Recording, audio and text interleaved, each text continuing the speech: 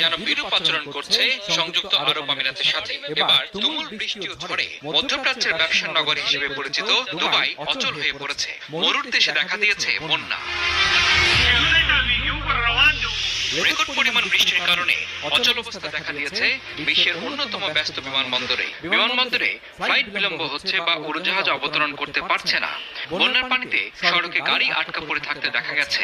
আর বৃষ্টির কারণে পানি জমে যাওয়ায় ফ্লাইট বিলম্ব হচ্ছে এবং বিমানবন্দরগামী উড়োজাহাজ অবতরণ করতে পারছে না বলে জানিয়েছে দুবাই আন্তর্জাতিক বিমানবন্দরের মুখপাত্র। তবে এই কঠিন পরিস্থিতিতে যতটা দ্রুত সম্ভব বিমানবন্দরের কাজকর্ম শুরুর চেষ্টা করছে বলেও জানান তিনি। এরই মধ্যে দুবাই